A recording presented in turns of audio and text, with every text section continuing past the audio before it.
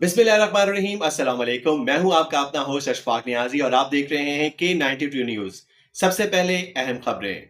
Chief sports reporter Rehan अकरम के मुताबिक चीन में छठे एशियन बेच गेम्स में पाकिस्तान ने शानदार कारकर्दगी का मुजाहरा करते हुए इनफरादी और टीम इवेंट्स में मजमूई तौर पर 3 मेडल्स अपने नाम कर लिए, जिसके बाद कौमी दस्ते की कारकर्दगी को हल्कों के खेलों के हलकों में भरपूर सराहा जा रहा है। पाकिस्तान के लिए सबसे नुमायां कामयाबी बेच रेसलिंग में सामने आई, जहां कौमी पहलवानों ने 2 सिल्वर मेडल जीतकर मुल्क का नाम रोशन किया। 90 किलोग्राम कैटेगरी में तजर्बाकार रेसलर मोहम्मद इनाम ने शानदार खेल पेश करते हुए फाइनल तक रसाई हासिल की और सिल्वर मेडल अपने नाम किया, जबकि 80 किलोग्राम कैटेगरी में मोहम्मद असदुल्ला ने भी उम्दा कारकर्दगी दिखाते हुए सिल्वर मेडल हासिल किया। दोनों रेसलर्स ने पूरे इवेंट में बेहतरीन खेल का मुजाहरा करते हुए पाकिस्तान के लिए अहम एजाज़ हासिल किए।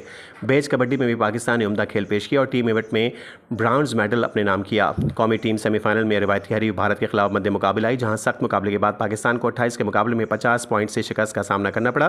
ताहम सेमीफाइनल तक रसाई और मजमूई कारकर्दगी की बुनियाद पर पाकिस्तान ने ब्रॉन्ज मेडल हासिल किया। ये इवेंट पाकिस्तान का अहम टीम मेडल साबित हुआ।